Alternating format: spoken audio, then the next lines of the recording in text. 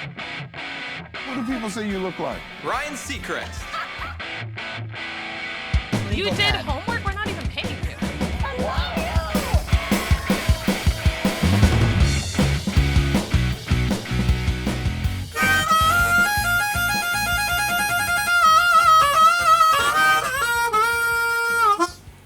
you! Wow. Now that is an opening.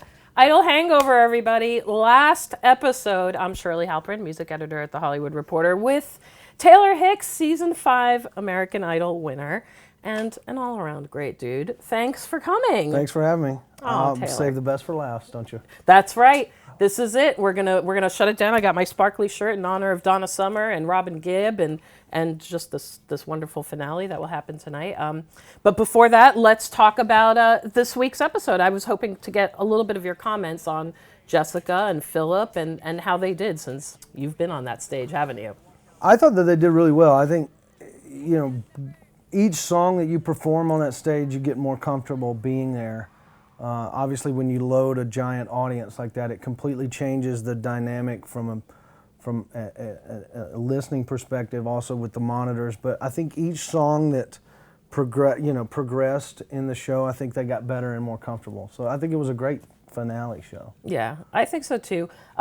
Let's talk about them individually. Jessica Sanchez, she's 16 years old. She has these unbelievable pipes.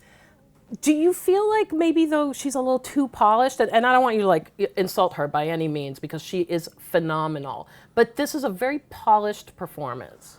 I think she looked great, actually. I think that's the best that she's looked since she's been on American Idol, in my opinion. From a vocal perspective, I think she's an 80-year-old black woman soul singer trapped in this little girl's body. And I think she was, when you take somebody that young and you see what they do and what their ability is at that age, I think that she has a really long, great road ahead of her as a singer and a performer. There's so many things that you can do with someone in this business that's this young, and she has that talent. Okay, so let me ask you this, Taylor. There was some talk about the song, the coronation song that she had. People were just saying it wasn't that great of a song. Do they have any say in what that song is? Is there a choice? There should be, shouldn't there? You're speaking from experience.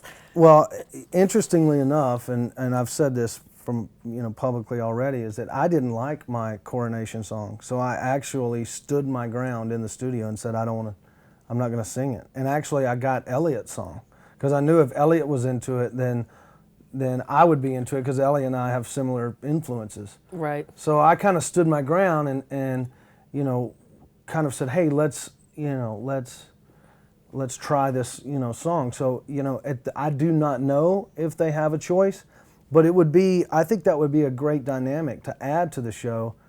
To have them actually get to pick the song that they can feel. Because if you can feel it, then you'll be able to sell it, because you're singing it, right, for a long time. And, my coronation song, still pops up in weddings in Indonesia, So that's, something that, you have to live with. So I think, hopefully, they can get into it. Yeah.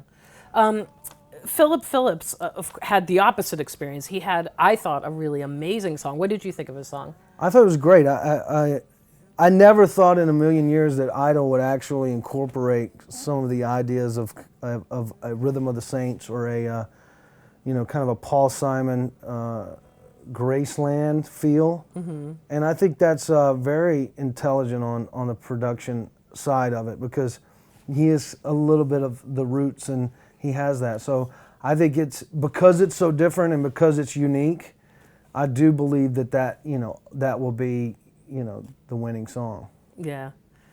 If I can say that now. Yeah, you can. We spoke to Drew Pearson, who wrote that song, and he basically said that he submitted it on Thursday. And here we are Tuesday, and Philip is singing it, and it's already been recorded. Did he sound happy? Well, interestingly enough, and again, not to bring us back to do I make you proud, and not to hammer that point home, but afterwards, Philip came into the press conference and people asked him about the song, and he said, his answer was, I look forward to writing my own material and getting it out there. So it didn't seem like he was too jazzed. Yeah. Well, you got to be careful about what you got to be careful about what you say coming out of the gates, because, you know, interestingly enough, I mean, here it is 6 years later, and you know, I had this. There was a story on, you know, ABC News Now with Diane Sawyer about this child who had a crippling disease, and before his father, who was a U.S. soldier, went off to Iraq, they told the father that he wouldn't be able to walk. And as he walked off of the plane, his son walked into his arms singing Do I Make You Proud in the background. Wow. And those kinds of moments, you really have to look forward and understand that this song is going to reach a lot of people, and a lot of people are going to take to it. So I hope he warms up to it more. Yeah. It's almost like you don't appreciate that with the sort of craziness of Idol. Like, you don't have time to process or think about anything, right? And also, you know, think about it. You know, I can empathize and sympathize to a certain degree with Philip. You go from doing exactly what you want to do on a stage, you know, in your little hometown bar, and you get to pick your songs, sing your own music, and to singing basically covers for America for, you know, a whole season of television. And, you know, it wears on you, especially when you're doing press, and I mean, you're about at your wit's end. And I just hope that, you know, he can find a little breathing room and kind of recharge his batteries a little bit and say, this is the song and this is the journey. Right. Another thing I wanted to bring up about Philip is the way he dresses. It's like, this was the finale, and he looked like a college kid who was about to like shuffle off to class, you know? Like, Well, is that like, do you respect that kind of? I mean, do you sort of give him props for going against the Idol grain, because they try to style people, right? It's no purple jacket, is it, Shirley? It's no purple jacket. You know, it's you know, that's who he is, and I mean, I respect that. I think he'll get it. You know, it's when this, you know, crazy ride ends, you know, I think he'll get to recharge his batteries and then realize that he's got a little bit of cash in his pocket and be like, oh, there's a nice shirt, you know, like, or, you know, something to that. And that was I auditioned in like an oversized Ashworth golf shirt for American Idol, so I know exactly where he comes from, and it keeps him, you know, I believe the clothes keep him grounded. That's excellent. And I think, you know, from that standpoint, I think that's a good thing. Excellent, great. Okay, well, I wanted to bring up the judges a little bit. Jennifer Lopez, Steven Tyler, Randy Jackson, you were in the season that had Simon and Randy and Paula. Would you have preferred these judges? Because they were really hard on you on your season. Well, you know, considering that I was on the season in which there was the only one singing competition show on TV, they had the leeway to be able to critique the way that they wanted to. And, you know, to a certain degree, I mean, you know, and I'll be a little bit candid here. You know, you're having to push singers ultimately that are going to end up selling records for the show. So people don't understand it. You know, people want to say this is this big love fest on you know, because I agree. Watching the show, I watched this season more than I ever have since I won, and that's because I've been a lazy musician. But the idea of this big love fest, you know, it's interesting. You have these two other, you know, you have all this to a certain degree oversaturation of the market from a reality television standpoint. I think, you know, you have to promote these contestants. You can't really, if it's the only game in town, you can do what you want to. Simon can say, I look like a drunk uncle at a wedding. Or, you know, somebody can, you know, they can say what they want to. And ultimately, luckily for me, you know, I got through all of that, you know, hard critique. But this is a little bit different. You have to understand the landscape of what's going on. You have to, these contestants have to be, and the judges have to be, you know, they have to be promoting Idol, and they have to be promoting ultimately the winner and the winner's music. Right. I mean, do you think to a certain extent maybe all that tough love that you got made you a stronger, more confident artist? It's in the, you know, ebbs and flows and the peaks and valleys of this business. It's it's definitely helped. Yeah. It's not hurt me. Well, and it's a good thing, honestly, that you were older because you could handle it. I mean, because it really was. I mean, Dee Dee and I talk about this all the time. It's like beating you down week after week, and not everyone is like psychologically equipped to deal with it, but you did. It would be interesting to see, how the contestants would have reacted with a different judging panel, Right. Or the only game in town, and ultimately you have a lot of younger singers and you have to give them the benefit of the doubt that they're just growing. I mean, and for somebody older, they can handle it. So, I mean, at first I was like, I don't like the Love Fest idea, but then I started thinking about the idea of what they have to do and how they have to promote, and I think they've been pretty fair. Yeah. Actually. Yeah.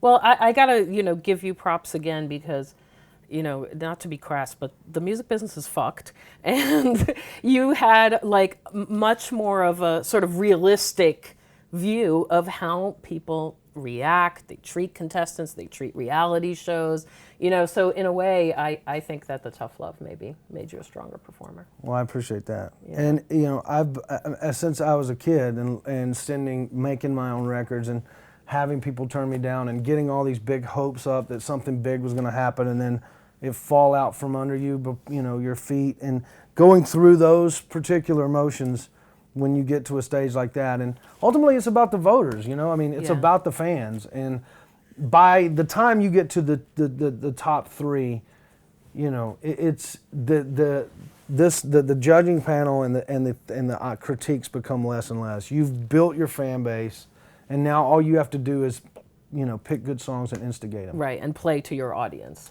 which is what you did, the Soul Patrol. And you know what? And honestly, there's a certain respect too. J-Lo and Steven Tyler and Randy, to a certain degree, they're all performers and they're all musicians. And ultimately, I think that I would probably have bonded with Steven, probably the most, rather than Paula and Simon. But, I think all three of them are great. And I think Jimmy Iovine is the ringer in this whole thing. Right. I think he, ultimately, I would like to. What's great about Jimmy being is that he's the one that's got to push the music at the end of the show. That's right. So he's already having this forethought idea that, I've got to make this kid sell 2 million records so I can recoup my money that I'm going to spend on him. That's right. And so with that degree of criticism and how great his analysis are of the songs, I look forward to hearing what he has to say. Because there's your true, insight to the realistic idea. Because he's having to sell the music after. That's right. Oh, that's such a good point. Well, we love him, and we've actually said like he should be a judge. Has he been on here? No, he hasn't been on here, although, he does have a record company to run. Right. But we have talked about, I know he should be. And he should be a judge, and they should just throw him on the table. Let me ask you this. If Jennifer Lopez leaves, which everyone is saying she probably will, who could replace her? I think Jimmy Iovine should. I think, you're having the same thought process as the British guy, but you're inserting it into into an American, form. Right. And and I think ultimately, I would like to see that cog in the wheel, so to speak. Right. Excellent. What about the hot chick, though? They need a hot chick.